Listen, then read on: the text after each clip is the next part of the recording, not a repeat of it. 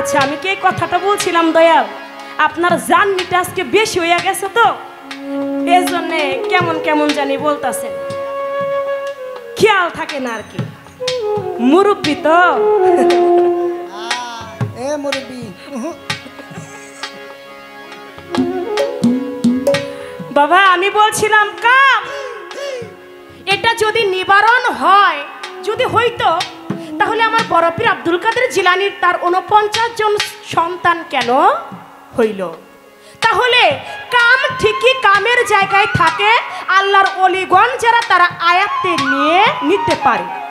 আমি কথাটা বলছিলাম এই জায়গায়, আল্লাহর ওলিগণ যারা তারা কামকে নিজের আয়াতে আনতে পারে, যেটা আমরা পারি না।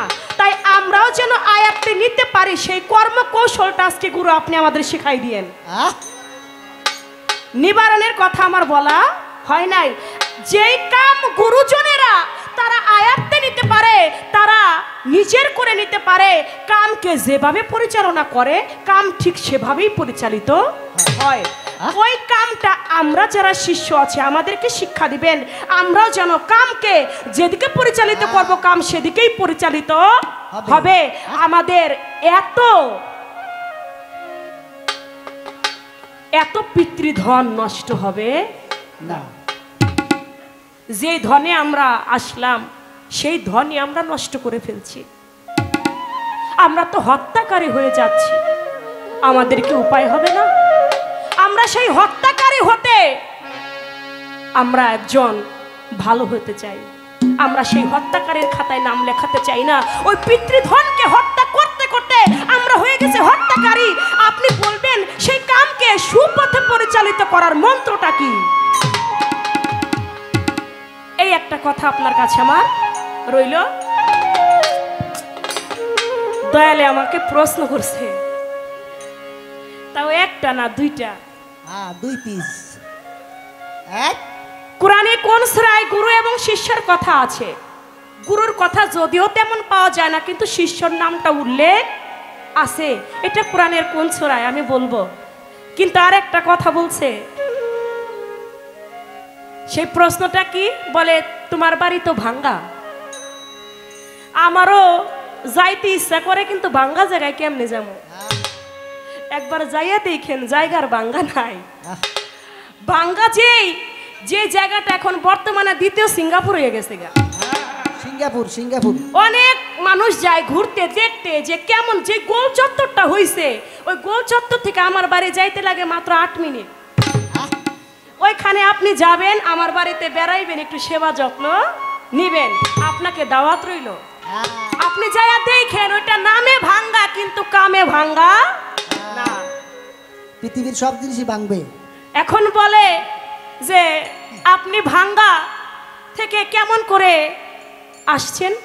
বাবা, দুনিয়ার বুকে যারা এই পৃথিবীতে এসেছে কেউ না ভেঙে দুনিয়ায় আসে নাই।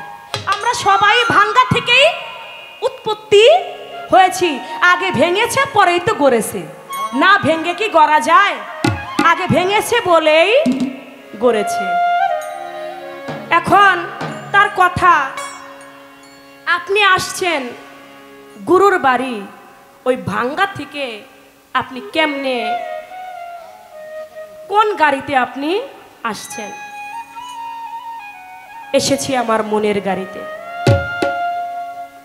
আমার মন টেনেছে আমি টিপু শাহর দরবারে যাব। দেখেন 1 টাকাও বায়না দেয় নাই কুরবান ভাই, 1 টাকাও বায়না দেয় নাই। বলে আমাদের দরবারে কোনো শিল্পীর বায়না দিই না। আমি তো আর জানি না। আমি কই ভাই আপনি বায়না করলেন কিন্তু বায়নার টাকা তো পাঠাইলেন না। কই চন্দ্রা সরকার আপনি হয়তো জানেন না, আমাদের দরবারে যত বড় শিল্পী আনি না কেন কাউকে আমরা বায়না দেই না। যখন এই কথা বলছে আমি বলছি বায়না দিয়ে কি করব? টিপু শাহর নাম শুনছি, আগে ওই দরবারে একটু যাই। এই যে আমার মনের টান, এই যে আমার হৃদয়ের টান, এই হৃদয়ের টান দিয়েই, এই হৃদয়ের গাড়িতেই আমি আমার আজকে টিপু শাহর দরবারে এসেছি। প্রত্যেকটা মানুষের যদি অন্তরের টান না থাকে, হৃদয়ের গাড়ি যদি তার না চলে, সে কখনোই টিপু শাহর দরবারে আসতে পারে।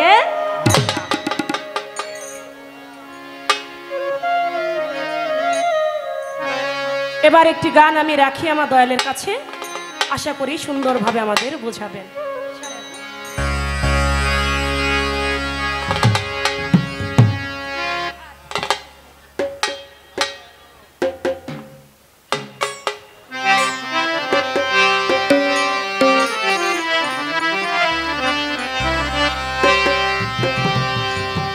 এই দেহের উত্তর দক্ষিণ পূর্ব পশ্চিম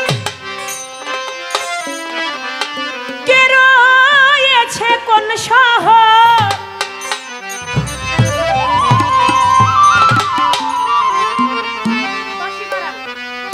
উত্তর দক্ষিণ পূর্ব পশ্চিম কে রয়েছে কোন শহর? কেমনে ঠিক রাখি দয়াল আমার এই দেহ ঘর?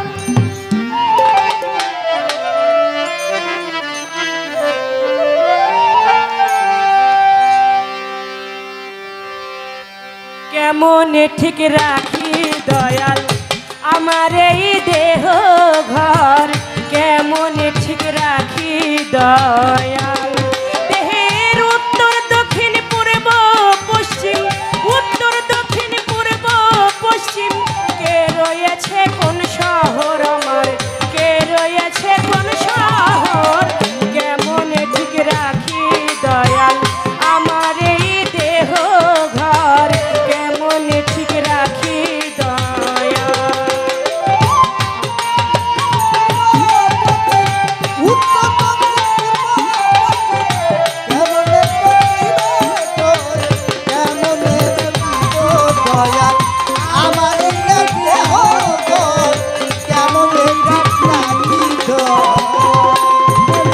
কিসের আঠন কিসের বেড়া বাজান কত হার কত জোড়া? কিসের আঠন কিসের বেড়া, কিসের আঠন কিসের বেড়া কত হার কত জোড়া? কিসে ঠিক রবে যে হারা, কিসে ঠিক হবে যে হারা, কিসে ঠিক রবে যে হারা? আলো হবে আধার ঘর আমার, আলো হবে আধার ঘর। কেমনে ঠিক রাখি দয়াল আমার এই দেহ ঘর? কেমনে ঠিক রাখি দয়াল?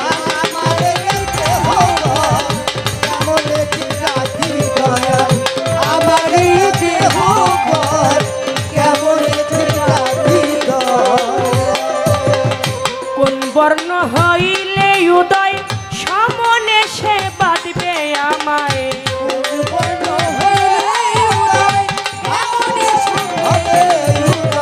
কোন বর্ণ হইলে উদয় সমনে সে বাঁধবে আমায়? তখন দিব কার পরিচয়, তখন দিব কার পরিচয়, তখন দিব কার দোহাই? ভয়ে কাঁপে এই অন্তর আমার, ভয়ে কাঁপে এই অন্তর। কেমনে ঠিক রাখি দয়াল আমার এই দেহ ঘর? কেমনে ঠিক রাখি দয়াল?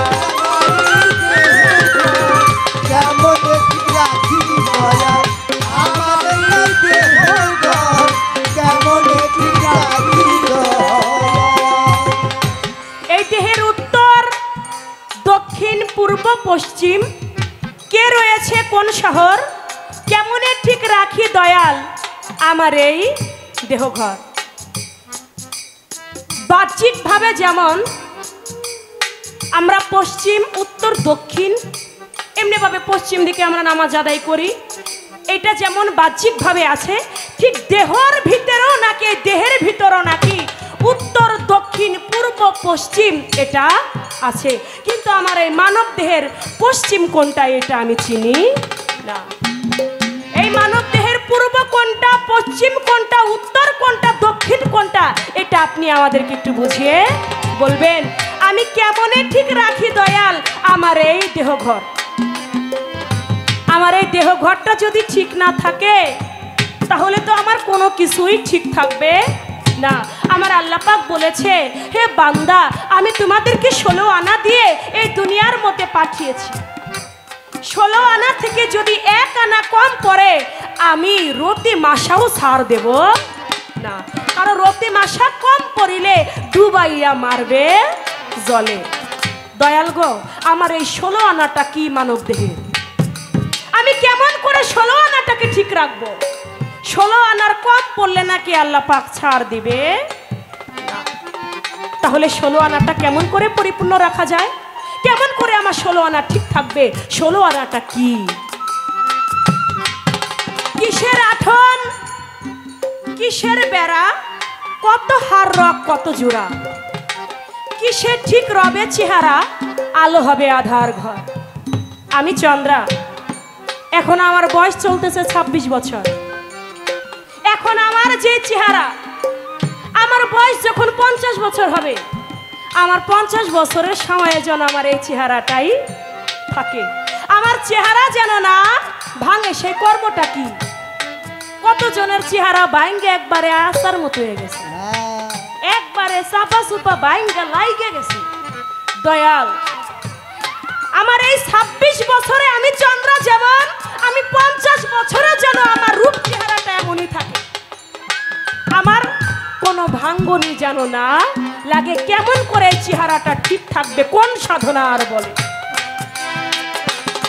কোন বর্ণ হইলে উদয় সমন এসে বাঁধবে আমায়, তখন দিব কাহার দুহাই, ভয়ে কাঁপে এই অন্তর। দয়াল রে, আমার দেহের মধ্যে কোন বর্ণ উদয় হইলে আমি বুঝতে পারবো দুনিয়াতে আমি আর বেশি দিন থাকবো না। এই দেহের মধ্যে নাকি এমন একটা বর্ণ উদয় হয় যখন আপনি চলে যাবেন, চলে যাবার কিছুটা আগ মুহূর্তে সেই বর্ণটা আপনার উদয় হয়। আর যখন ওই বর্ণটা আপনি চিনতে পারবেন, তখন আপনি নিজেই, আপনি আপনার আত্মীয় স্বজন সবার কাছে বলতে পারবেন, আমি আর থাকবো না, আমি আগামীকালই মারা যাব।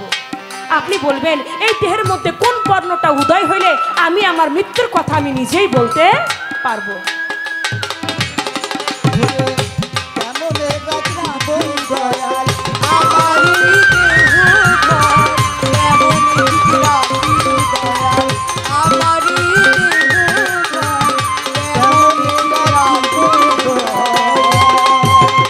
উঠবে কোথায় মৌতের নিশান, ফানা হবে দেহ ঘর খান।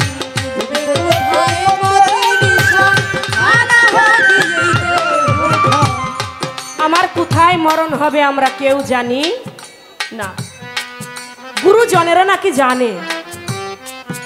আমার কখন কোথায় মরণ হবে এটা আমরা সাধারণ মানুষ এটা বলতে পারি না, কিন্তু গুরু যারা তারা নাকি বলতে পারে আমার কখন মৌতের নিশান, মরণের নিশান আমার উঠবে। তাই বলেছে কখন উঠবে মরণের নিশান, আমার ফানা হবে দেহ ঘর খাম। কখন উঠবে মরণের নিশান, ফানা হবে কখন উঠবে মরণের নিশান, ফানা হবে দেহ ঘর খাম। সাই জ্যোতির মন হয় পেরেশান, সাই জ্যোতির মন হয় পেরেশান, সাই জ্যোতির মন হয় পেরেশান। ময়রা কেমনে হয় মোর দয়াল, ময়রা কেমনে হয় মোর, কেমন ঠিক রাখি দয়াল আমার এই দেহ ঘর, কেমন ঠিক রাখি দয়াল।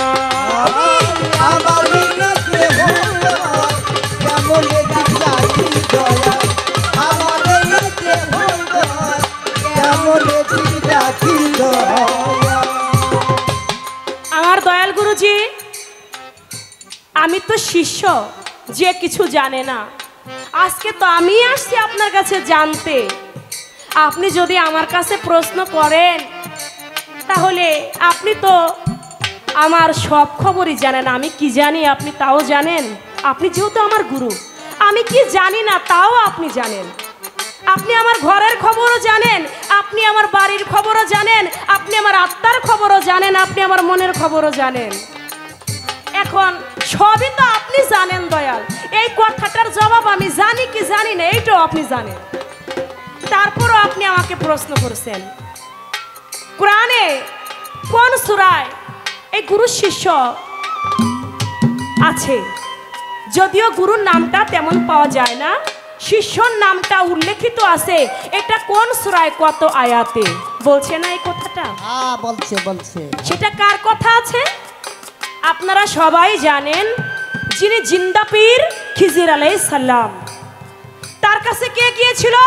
তার কাছে গিয়েছিল মুসা করিমুল্লাহ ওয়াজহু। মুসা কারিমুল্লাহ ওয়াজহু তিনি গিয়েছিলেন। এটা কোন সূরায় আছে? সূরা কাহাফ 9ম রুকুর মধ্যে এটা উল্লেখ আছে। কোন সূরা? সূরা কাহাফ 9ম রুকুতে এটা উল্লেখ আছে। মুসা নবী গিয়েছিল খিজির আলাইহিস সালামের কাছে জ্ঞান অন্বেষণ করবার জন্য। আমরা যেমন পীরের কাছে যাই জ্ঞান অন্বেষণ করবার জন্য, তেমনি ভাবে মুসা নবীও নিজেকে অনেক বড় জ্ঞানী মনে করেছিল। তিনি বলেছিল, আমার থেকে জ্ঞানী বোধহয় দুনিয়ার বুকে আর কেউ নাই। আমার আল্লাহ বলে, মুসা তোমার থেকেও জ্ঞানী আছে। বলে, আমার থেকে জ্ঞানী আছে? আমি একজন নবী, আমার থেকে জ্ঞানী হয় আবার কেমনে? বলে, হ্যাঁ তোমার থেকেও জ্ঞানী আছে, সে সাগরের তলদেশে বসত করে। সুবহানাল্লাহ। বলে, আমি তাকে দেখতে চাই, সে আমার থেকেও জ্ঞানী, আমার থেকেও বুজুর্গ, আমি তাকে দেখতে চাই। বলে, তাকে যদি দেখতে চাও, একটা ভাজা কই মাছ থলেতে করে নিয়ে তুমি যাবে। ওই ভাজা কই মাছটা যেখানে গিয়ে তাজা হয়ে যাবে, ওইখান দিয়ে একটা রাস্তা তৈরি হয়ে যাবে। আর ওই রাস্তা দিয়ে হাঁটতে হাঁটতে তুমি গিয়ে ওই আল্লাহর ওলি, যিনি জিন্দা পীর খিজির আলাইহিস সালামের সন্ধান পাবে। আমার আল্লাহ পাক বলেছে, আমি খিজির আলাইহিস সালামকে, আমি আল্লাহ আমার খাস দরবার হতে তাকে ইলমে লাদুনি দান করেছি। সূরা আরাফ, সূরা কাহাফ 9ম রুকুর মধ্যে এটা উল্লেখ আছে। আমি এ পর্যন্তই বলা কওয়াটা রাখলাম। এবার আমার গানে যে কথা আছে, এই কথাগুলি আমার দয়ালের কাছে আশা করি সুন্দরভাবে জবাব করবে।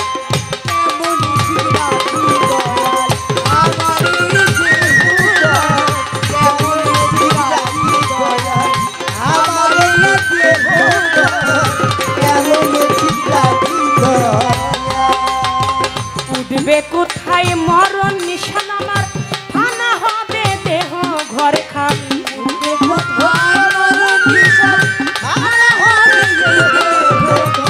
উঠবে কোথায় মরণ নিশান, ফানা হবে দেহ ঘর খান।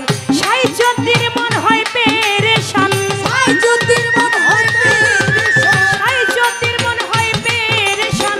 ময়রা কেমনে হয় আমার দয়াল, ময়রা কেমনে হয় আমার, কেমনে ঠিক রাখি দয়াল আমার এই দেহ ঘর, কেমনে ঠিক রাখি দয়াল। এই দেহের উত্তর দক্ষিণ পূর্ব পশ্চিম, উত্তর দক্ষিণ পূর্ব পশ্চিম, কে রয়েছে কোন শহর বলো, কে রয়েছে কোন শহর, কেমনে ঠিক রাখি দয়াল আমার এই দেহ ঘর, কেমনে ঠিক রাখি দয়াল আমার এই দেহ ঘর, কেমনে ঠিক রাখি দয়াল আমার এই দেহ ঘর, কেমনে ঠিক রাখি দয়াল।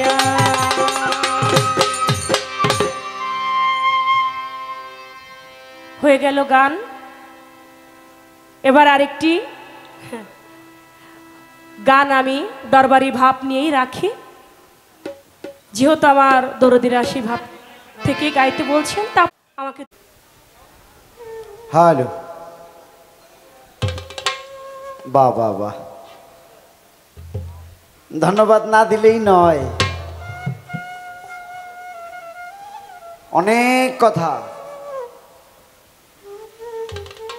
আমি যা চেয়েছিলাম সুন্দর করে আলোচনা করেছেন, তার যা মনের ভাব তাও তিনি প্রকাশ করছেন। ভালো লাগছে। তো আরেকটু ভালো লাগছে, আজকে সাউন্ড সিস্টেমটা ভালো। সাউন্ড সিস্টেমটা ভালো। এটা মনে মনে কইব, এত দেরি কইরা কইল, এটা কইব না।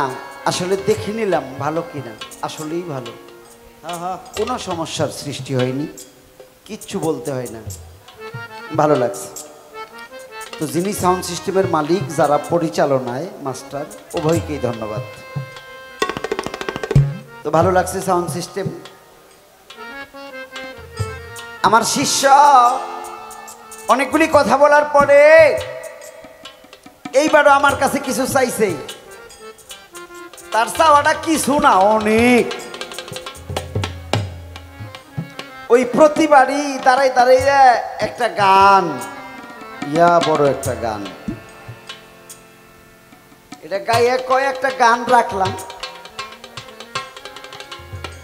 আবার মুখেও কয় দয়াল আমার যেন কাম নিবারণ হয়, আমি যেন কামের জ্বালায় মরি না, এরকম একটা মন্ত্র আমারে দেন। সুন্দর কথা, এই মন্ত্রেরই তো প্রয়োজন। গুরু দরবারে সবাই আসে, কিন্তু কি জন্যে আসে এটা সবাই জানে না। কেউ কেউ আইসা বলে বাবা আমার ভাল লাগে না, কেউ কেউ বলে বাবা আমার সংসারে উন্নতি নাই, কেউ কেউ বলে বাবা আমার সংসারে শান্তি নাই। বিভিন্ন জন বিভিন্ন আবদার দয়ালের কাছে করে, কিন্তু কি জন্যে আইছে এটা সে জিগায় না, তার মানে এটা সে ভালো জানে না। আমি কি জন্যে আইছি এটা আগে ভালো জানতে হবে। একটা গান আগে দেই, এই মানব দেহ কিভাবে রক্ষা হবে, মানব দেহের করণ কি। 206টা হাড়ের জোড়া, 313 রগের টানা, এই যে এক মানব খুঁটি, ইহাই মূল ঘাটি, এর ভিতরেই মাওলার বারামখানা। এই বিষয়টা ভালো করে বুঝ নিতে হবে। যতক্ষণ পর্যন্ত নিজে নিজেকে না চিনবা, ততদিন পর্যন্ত তুমি অন্য কেউ চিনতে পারবে না। আগে তুমি তোমাকে চিনো, তাহলেই তাকে চেনা যাবে। বলতে পারে কেমন করে চিনবো? তুমি আগে ধরো, খুঁজো কারে অচিন মানুষ, ধরো কারে অধর মানুষ, ভালোবাসো কারে মনের মানুষ।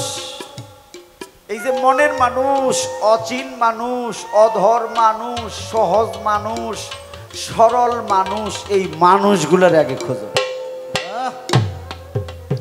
দেখো এই মানুষগুলোর আগে পাও কিনা, তাইলে যদি তোমার ভাগ্যে কিছু মিলে। তবে হ্যাঁ, মরা মানুষ ধরতে হইলে নিজেকেও মরতে হবে। যতদিন পর্যন্ত মরার ঔষধ না খাবে, ততদিন তুমি মরা মানুষ ধরতে পারবে না। ডাক দিয়ে কইবেন হানিফ ভাই মরার ঔষধ কি? গুরুগঞ্জে যাইও, গুরুকে একা একা ধইরা জিজ্ঞেস করো বাবা তোমার কাছে নাকি মরার ঔষধ আছে? যদি গুরুর দয়া হয় তাহলে তোমাকে মরণ ঔষধ দেবে, আর ওই মরণ ঔষধ খাইলেই তুমি জিন্দা হবে। যদি পারো মুর্শিদের কাছে যাও, আগে মরণ ঔষধ খাও। একটা গান দিই, গান দিয়ে পরে তোমার আরো দুই কথা কম, দেখা যাক মালিক কি করে।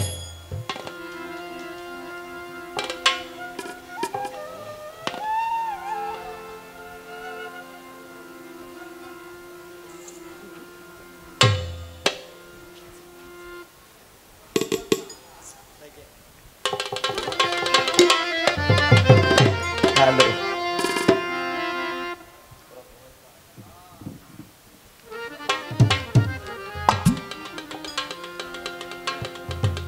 ওরে ভক্ত এই গুরুর কাছেই আছে সন্ধি,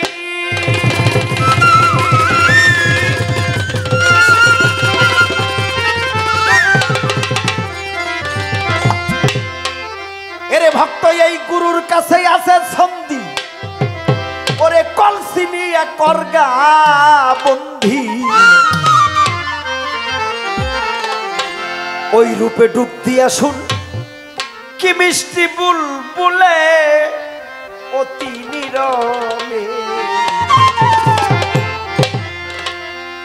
দমের পাখি ধর দমের কলে আহা একটা গল্প যে কইল রে ওই যে আমার ঘরের মাছায় কি আছে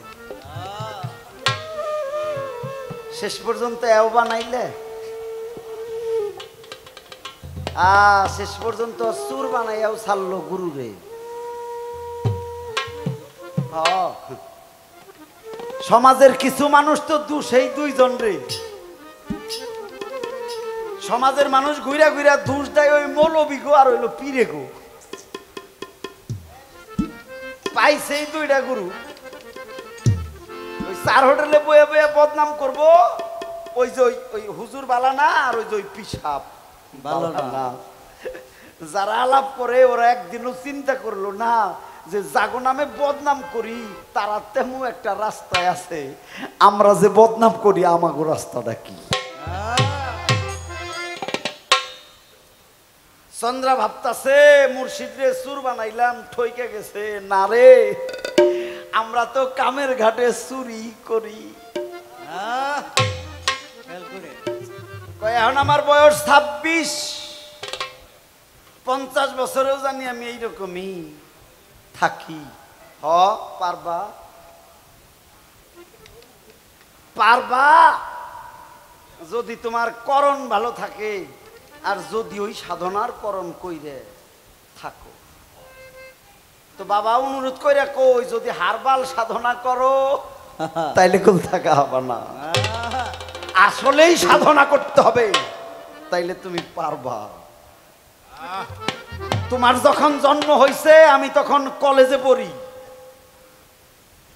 তুমি যে নেই থাহ আমার কথাটা একটু খেয়াল করো তুমি কইলে আমার বয়স 26 তোমার যখন জন্ম হইছে আমি হানিফ সরকার তখন কলেজে পড়ি তুমি খেয়াল করো আমার বয়সটা কত সাধনা করলে আমার সাথের মানুষগুলারে চাচা কয় আমারে এখনো মানুষে হানিফ ভাই কয় তুমিও না ভাই কইতেছ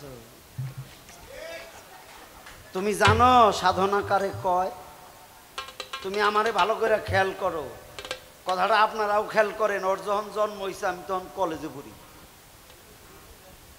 খেয়াল কইরো সাধনা নিশ্চয় সাধনা আছে যদি মূল সাধনা করা যায় এ সাধনা কার কাছ থেকে আনতে হবে মুর্শিদের কাছ থেকে আমার মনটা চায় ওর দুইটা বাঁকা কথা কই একটা জায়গায় যে আটকে গেছি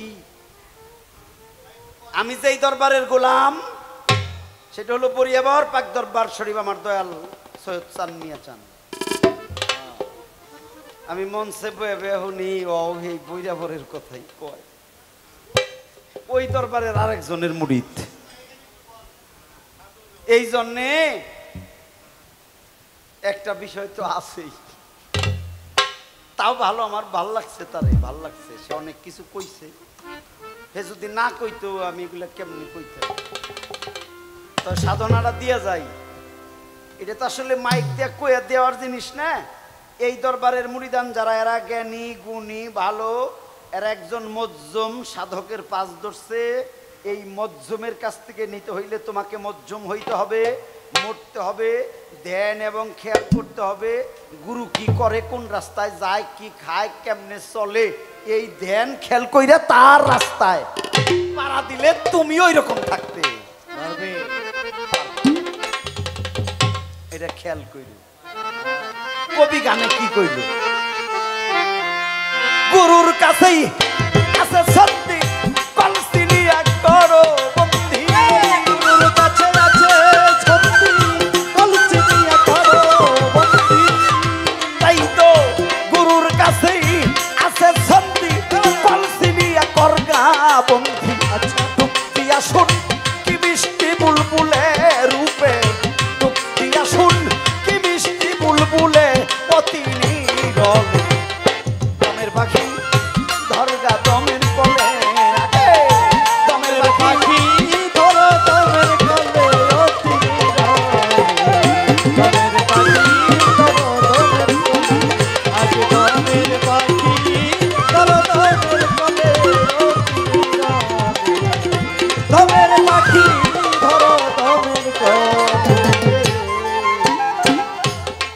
মাওলাই করিয়া পরিপাটি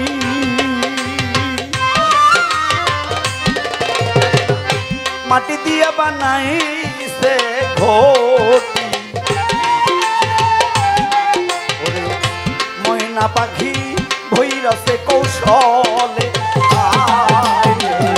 ময়না পাখি ভৈরসে কৌশলে ময়না পাখি ভৈরসে কৌশলে ওরে তাতে 21,600 বাঘ 24 ঘন্টায় বিরাম নাই তার 21,600 বাঘ 24 ঘন্টায় বিরাম নাই তার ভালো 21,600 বাঘ 24 ঘন্টায় বিরাম নাই তার সোমার নাই তার ভিতর বাহির চলে রে পাখি সোমার নাই তার ভিতর বাহির চলে অতি নীরব দমের পাখি ধরকা দমের কলে আগে দমের পাখি ধরো দমের কলে অতি নীরব দমের পাখি ধরো দমের কলে আগে দমের পাখি ধরো দমের কলে অতি নীরব দমের পাখি ধরো দমের কলে আগে বন্ধ করো নয় জানেলা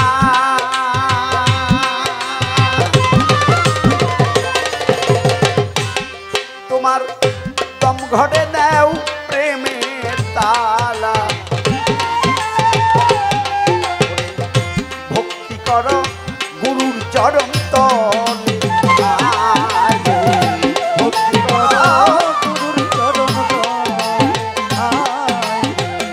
ভক্তি করো গুরুর চরণ ওরে তোমার কামকুর্দা ছয় রিপু 6 জন এই 6 জন তোর আছে দেজো শুধু তাই রিপু আদি এই 6 জন তোর দেহের বাদি ভালো কামকুর্দা ছয় রিপু আদি এই 6 জন তোর দেহের বাদি নিরবধি নাচবে তোমার তালে তারা নিরবধি নাচবে তোমার তালে অতি নীরব দমের পাখি ধরো দমের কলে আগে দমের পাখি ধরো দমের কলে অতি নীরব দমের পাখি ধরো দমের কলে ওরে দমের পাখি ধরো দমের কলে অতি নীরব দমের পাখি ধরো দমের কলে ভবে ছয়রি পূজার হইছে তম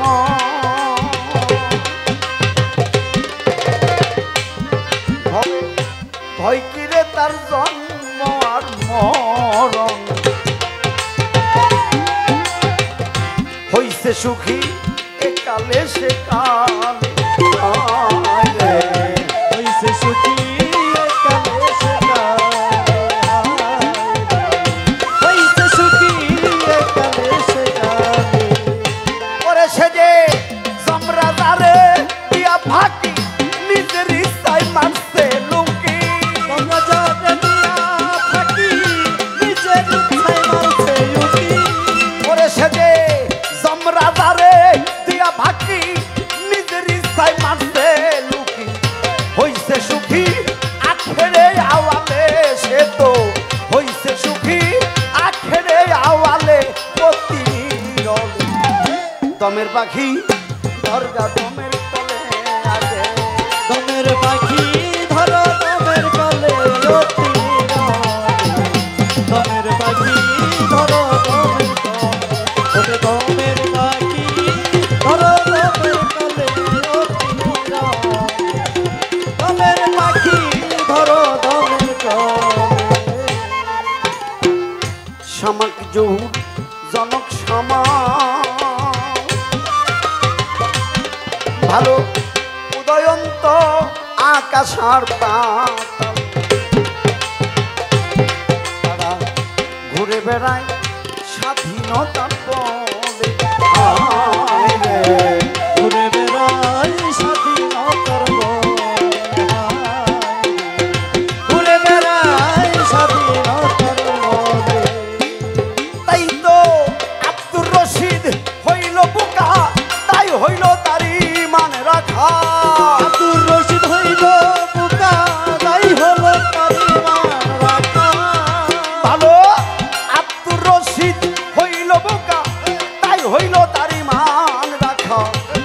দেখিয়াছি আসিয়া বৈকালে আমরা দেখিয়াছি আসিয়া বৈকালে প্রতিনিয়ত দমের পাখি ধরগা দমের কলে আগে দমের পাখি ধরো দমের কলে অতি দমের পাখি ধরো দমের পাখি ধরো দমের কলে অতি দমের পাখি ধরো দমের কলে। এই যে গান, এই গানটারে ভালো করে বিচার করতে হবে। নাও তো ভাই, এই গানটারে ভালো করে বিচার বিশ্লেষণ করতে হবে। কবি বলল গুরুর কাছেই আছে সন্ধি, তারে কল জানিয়া করবন্ধি। ওই রূপে ডুব দিতে হবে। কোথায়? ওই রূপে। ওই রূপে ডুব দিয়া শুন কি মিষ্টি বুল বুলে। এই যে বুল মানে শব্দ, কথা বলে, ওই রূপে ডুব দিয়ে দে। একটা গান আছে না, রূপকাষ্টেরই নৌকাখানি নাই ডুবার ভয়, পারে কে যাবি নবীর নৌকাতে।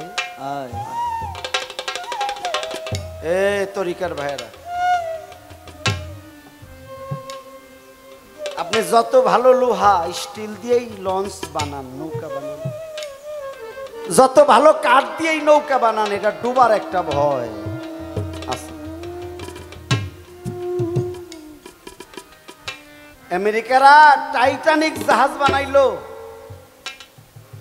ওরা ভাবলো এইটা পৃথিবীর কোন সাগরেই ডুববো না। আমার আল্লাহ মনে মনে কয় তোরা বানা, আমি দেখতেছি। এই টাইটানিক বানাইয়া সাগরে যখন ছাড়ে, সামান্য একটা বরফে ধাক্কা খাইয়া টাইটানিক ফাইটে যায়। এই টাইটানিকও ডুবে গেছে। কিন্তু সাইজি লালন কইল রূপ কাষ্টেরই নৌকাখানি নাই ডুবার ভয়, পারে কে যাবি তুই যেই নবীরে নবী, যেই নবীরে তুই নবী, ওই নবীর নৌকাতে। কথার ব্যাকরণটা ভালো করে বুঝতে হবে। পৃথিবীর সব নৌকা ডুবতে পারে, কিন্তু আমি যে রূপ দেখিয়াছি, ওই রূপের নৌকা আমার কাছ থেকে কোনোদিনই ডুবতে পারে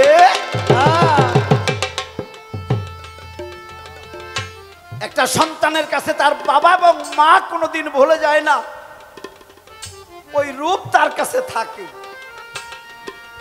একটা ভক্ত যিনি প্রকৃত ভক্ত, তার কাছে তার মুর্শিদের রূপ কখনোই ভুল হবে না। এই জন্য কবি কইছে রূপ কাষ্টেরই নৌকা খানি নাই ডুবার ভয়, তোরা পারে কে যাবি নবীর নৌকাতে আয়। এরা নাইবে নবী, এই নবীর এই তো নবী, এই রূপ কোনোদিনই ডুবতে পারে না। বাবা কি সুন্দর করে কইল, যারা আল্লাহর ওলি কামেল তারা মরার আগে বুঝে আমরা বিদায় নেব। কোন রংটা ধরে, কোথায় তাদের মরণ বাঁশি বাজে, কারে দেহা মরা তো কেউ নাই।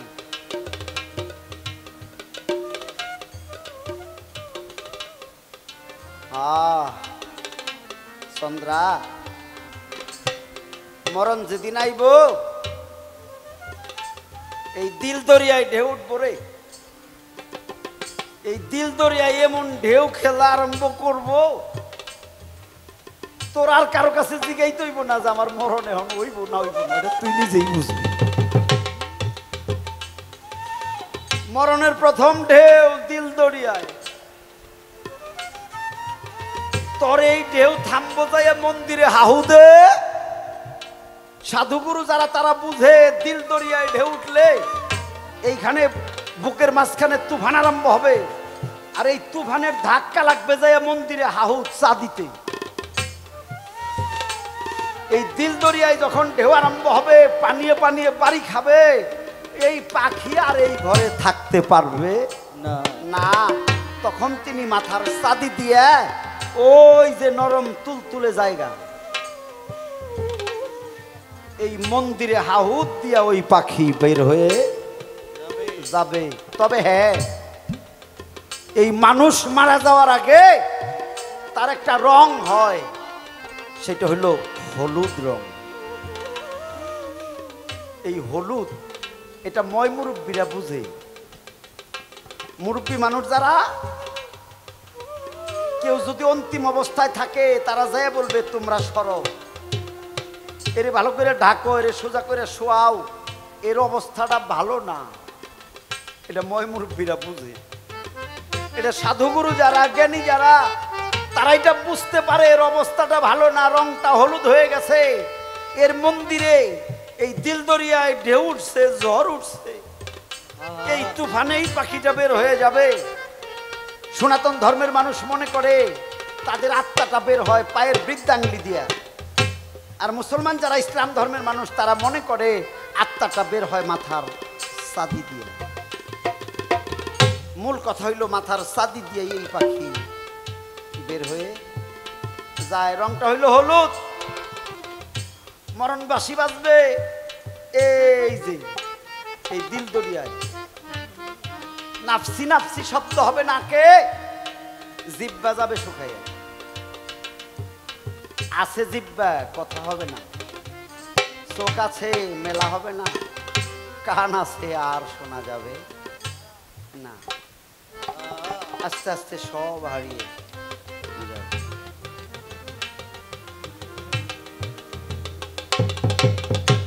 ভাল লাগছে। পশ্চিম দিকে খাড়া হইলাম, সালাতের নিয়ত করলাম। পশ্চিমে কাবা, তাই তারে কেবলা করি। হ্যাঁ, আমরা কাবাকে কেবলা করি না? মানব দেহ তো আছে রে, মানব দেহে পূর্ব পশ্চিম দক্ষিণ এর নাই, উত্তর দক্ষিণ নাই, আছে আছে। মানব দেহের দক্ষিণ আর উত্তর, পূর্ব আর পশ্চিম কোন পাশে? এই পাশে ঘুরানো নাকি রে?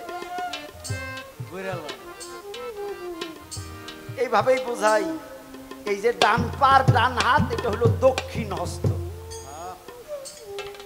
এটা ময় মুরব্বী যারা গুরু ধরা মানুষেরা বুঝবে। এই যে ডান পার ডান হাত, এটা হলো দক্ষিণ। তাহলে নিশ্চিত বোঝা গেল বাম পার বা বাম হাত উত্তর হবে।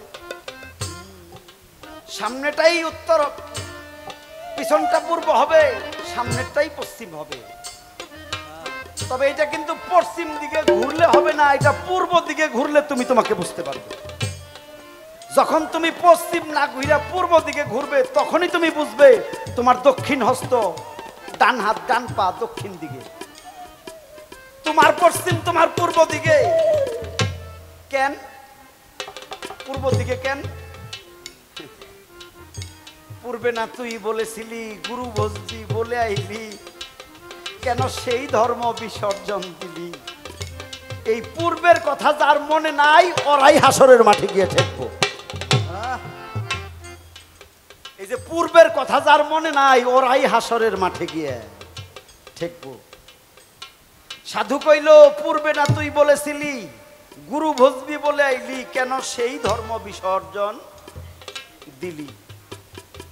এই জন্য তোমার পূর্বের কথা স্মরণ করতে হবে। ওয়ানা ওয়ানা ও কয়া শেষ দিলে হইব না। তাই বিষয়টা এই জায়গায় রাখলাম, চেষ্টা করলাম গান এবং কথা আলোচনা করার জন্যে। আমারে কয় কয় আমি তো শিষ্য, আমার সব আপনি জানেন। আমি কি জানি আর না জানি তাও তো আপনি জানেন। এরপরেও আমার জিগান এটা আমার ভাল লাগছে কথাটা। আমি এই জন্যই জিগাই, এই যে তোমার লগে 10 বছর আগে গান হয়েছে, আমি আমি সেই মঞ্চেও তো তোমার কিছু শিখাইছি। তোমার লগে গত বছরও গান হয়েছে। আরে কের গত বছর ওই যে বৃষ্টির মধ্যে ওই ফুলবাড়িয়া, তাহলে আমি হ্যানেও তো আলাপ করছি। এই যে এত বছর ধরে তুমি আমার লগে, আমি তোমার লগে আলাপ আলোচনা করি, গান করি, পালা করি, তাহলে তুমি কি এই আমার কথাগুলো ধরে রাখছো না রাখো নাই? এইগুলো আমি একটু শুনতে পারি না কাকা?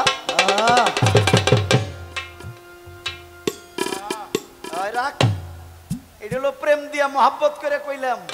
আর যদি ঝগড়া করে কই, ঝগড়ার কথাটা এইরকম হইব, তুমিও শিল্পী আমিও শিল্পী, আজকে যদি পালাটা ঘুরাইয়া দিত, কি যদি তুমি গুরু হইতে আমি ভক্ত হইতাম, তাহলে কিন্তু তোমার সব কোয়া লাগতো। এখন এই শিষ্য ওই এই আমি কিছু কমু না, এইটা কিন্তু ঠিক না। পালাটা গুরু শিষ্য না হইয়া যদি নবী তত্ত্ব আদম তত্ত্ব হইতো, হাসর কিয়ামত হইতো, তাহলে দুইজনে সমান সমান কোয়া লাগতো না? দেখছো আমি কত ভালোবাসি, একটু ঝগড়া করি না। তবে শিষ্য কি শিখলো একটু একটু না জিগাইলে এ আবার শিখবো না, ভালো করে শিখবো না। ইন্টারভিউ, ওই যে ইংরেজিতে কয় ইন্টারভিউ, হ্যাঁ পাকছে কিনা খেয়াল করতে হবে। সুন্দর, আমি যা জিগাইলাম ভালো কইছে, ভালো লাগছে। আমার জানা দরকার। আপনারা তো দেখেন নাই, বাজাস না, বন্ধ কর। আপনারা কিন্তু দেখেন নাই, এ কিন্তু ওই যে প্রথমে ভক্তি করে নজরানা দিছে, এটা কিন্তু আপনারা দেখেন নাই। কমু না আপনার কাছে, এটা কমু না, আমি দেখছি। এই যে ভক্তি করে ভক্ত নজরানা দিল, এটা দেওয়া লাগে, এটা দেওয়া লাগে। অনেকেই চিন্তা করে পিসাবরা কি 2 আছে, এটা টেহা পায়, সেলামি পায়, এই তো দুনিয়া জায়গা 1.5 লাখ টাকা। তোমার আর কিছু কোয়া লাগবো না, তোমার কথা আমি কয়ে দিতেছি। পিসাবরা অনেক টেহা পায়, সেলামি পায়, এই দুনিয়া জায়গা। তবে কিছু দিয়া কিছু জিগান নাগে, খালি হাতে কিছু জিগানো যায় না, ঠিক না? নবীজি দাঁড়িয়ে রয়েছে, হযরত আলী জিজ্ঞেস করে, হুজুর আপনার কাছে আমার একটা কথা। নবীজি কথা কয় না, আলী কয়, হুজুর আমার বুকের ভিতরে কেমন জানি চিনচিন করে, বিষয়টা বুঝতে পারি না। আমার নবী কিচ্ছু কয় না। অনেক সময় আলী জিজ্ঞেস করে, নবী কিচ্ছু কয় না। আলী পায়ের মধ্যে পড়ে গেছে, নিশ্চয় আমার কোনো ভুল হয়েছে হুজুর, যে কারণে আমার কথার জবাব দিতেছেন না, আমার ভুলটা কি আপনি কন। নবী ডাক দিয়ে বলছিল, আলী রে, কারো কাছ থেকে ভালো কোনো মারফত জানতে হইলে আগে তারে কিছু নজরানা দিয়া ভক্তি সালাম কইরা এরপরে বিনয় করে জিজ্ঞেস করতে হয়। আলী তখন থপ করে বলল, হুজুর আমার ভুল হয়ে গেছে, আমি যে আপনারে নজরানা দিব এইরকম কোনো দিরহাম আমার কাছে নাই। হযরত আলী পরের দিন কাজে গেল, সারাদিন কাজ কইরা যে বেতন পাইলো, আরবের ভাষায় তাকে দিরহাম বলে। যে কয় টাকা দিরহাম পাইলো, দিরহাম যে কয়টা পাইলো, পরের দিন সন্ধ্যায় এসে নবীজিরে হাতে দিয়ে একটা ভক্তি দিয়া জিগায়, আমার বুকের ভিতরে কে যেন কথা কয়। আমার নবী টান্দে নিয়ে চাপ দিয়ে ধইরে কয়, আলী তোর বুকে যে কথা কয় সে খুব দূরে নয়, তুই একটু ভালো করে খেয়াল করে দে। তার মানে নজরানা দেওয়ান লাগে, দেওয়া ছাড়া গুরুকে ভালো কিছু জিজ্ঞেস করা ঠিক না, আইন নে। এটা আল কোরআনের সূরায়ও প্রমাণ আছে, গুরুকে নজরানা দিয়ে মূল্যবান কথা জিজ্ঞেস করতে হয়। এটা দিছে, আমার কোনো আপত্তি নাই। আলাপ করলাম কেন? এই আলাপের পিছনে আর একটা সংলাপ আছে। হানিফ সরকার এমনি এমনি কোনো কথা কয় না। এই তুমি দান দক্ষিণে নজরানা যাই করছো, আমি খুশি হইছি। এইবার তুমি খালি আমারে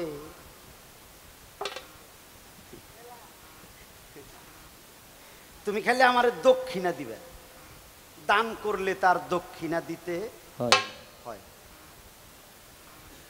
তুমি মুরিদ হইছ আমার কাছে, তুমি কইলা আমার, তোমার কিছু দিয়ে আমারে দক্ষিণা দিলে আমি নিমু না? না। তোমার বাড়ি ঘর জমি জমা, স্বামী স্ত্রী সংসার পরিবার পুত্র, ওই বাড়িতে যে সম্পদ আছে এই সব কিছুর মালিক আমি। আমার জিনিস দিয়ে আমারে দক্ষিণা দেওয়া যাবে না। তুমি কি দিয়ে আমারে দক্ষিণা দিবে এটা আজকে কইবে। দক্ষিণা কিন্তু দেওয়া লাগবে। মুরিদ যেদিন হইছো আমার কাছে ওই দিন থেকে সব আমার আমার জিনিস দিয়ে আমারে দক্ষিণা দেওয়া যাবে না না। এমন কইরা কইবে সত্য কথা। যারা জানে না তারা জানি বিষয়টা বোঝে। আর যদি তারা এটা না পায় তাহলে তারা ভুলের রাজ্যেই থাকবো।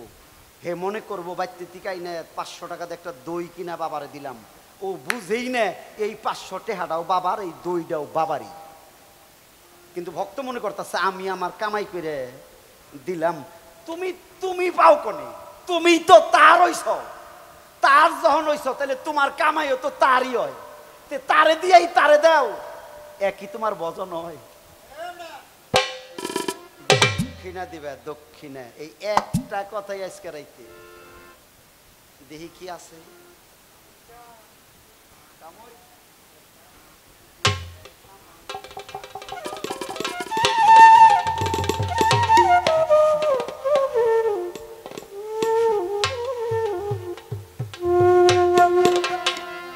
ঠিক আছে।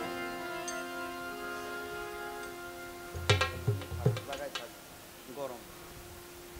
হ্যালো হ্যালো, ওরে নাম নিলেই হয় দেহ শুদ্ধ, আনন্দে প্রাণ ঢেউ খেলে, গুরু নাম নিলেই হয় দেহ শুদ্ধ।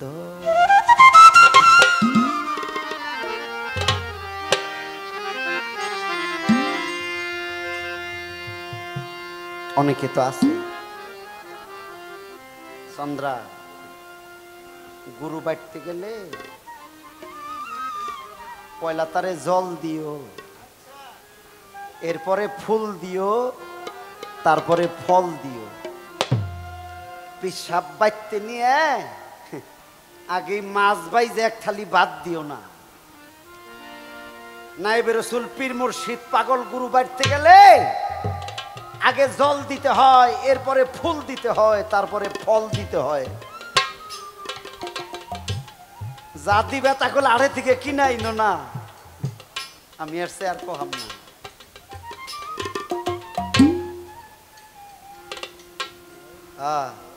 নাম নিলে হয় দেহ শুদ্ধ, আনন্দে প্রাণ ঢেউ খেলে, নাম নিলে হয় দেহ শুদ্ধ। নামের বলে অকুল জলে, নামের বলে অকুল জলে, গুরুর নামের বলে অকুল জলে, পাথর ভাসিয়া যায়। নাম নিলে হয় দেহ শুদ্ধ, আনন্দে প্রাণে ঢেউ খেলায়, নাম নিলেই হয় দেহ শুদ্ধ।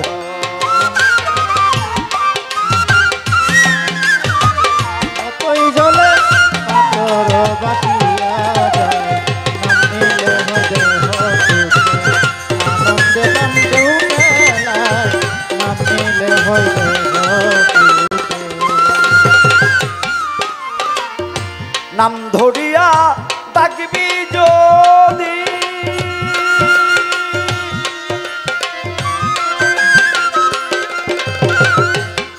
ভালো রবে না আর ভববেদী। নাম ধরিয়া ডাকবি যদি,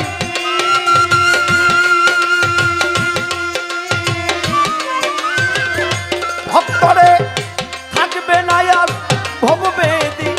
নাম বিনে নাই কার্য সিদ্ধি, নাম বিনে নাই কার্য সিদ্ধি, তাই তো নাম বিনে নাই কার্য সিদ্ধি। যাই যদি কেউ কাজ তলা, নাম নিলে হয় দেহ শুদ্ধ, আনন্দে প্রাণ ঢেউ খেলায়, নাম নিলে হয় দেহ শুদ্ধ। অথই জলে নামের বলে, অথই জলে পাথর ভাসিয়া যায়, নাম নিলে হয় দেহ শুদ্ধ, আনন্দে প্রাণ ঢেউ খেলায়, নাম নিলে হয় দেহ শুদ্ধ। প্রাণ করিলে নামের সুধ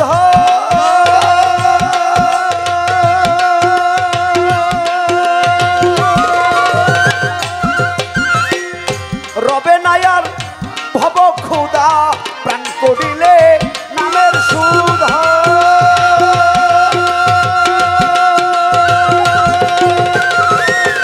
বাবা রবে নায়ার ভব ক্ষুদা সেই নামেরই অমর সুধা নামেতে ছিল বাধা সেই নামেতে ছিল বাধা পূর্ণিমাই নদী নাম নিলি হয় শুদ্ধ আনন্দে প্রাণ ঢেউ খেলায় নাম নিলি হয় দেহ শুদ্ধ নামের বলে অথই জলে নামের বলে অথই জলে পাথর ভাসিয়া যায় নাম নিলে হয় যায় শুদ্ধ আনন্দে প্রাণে উঠালায় নাম নিলে হয় দেহ শুদ্ধ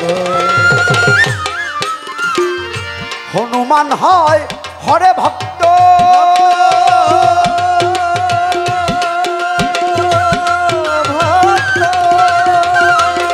গুরুর নাম ধরছিল খুবই শক্ত হনুমান হয় হরে ভক্ত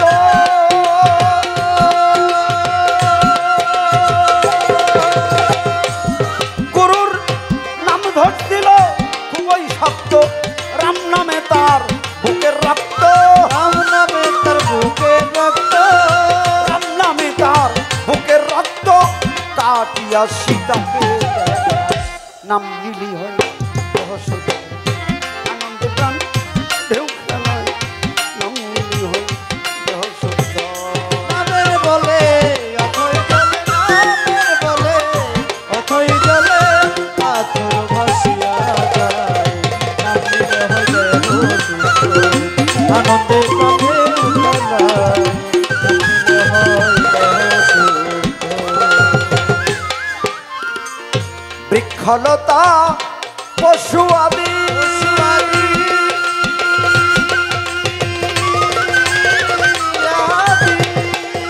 গুরুর নাম নিতে কেউ নাই রে বাকি বৃক্ষলতা পশু আদি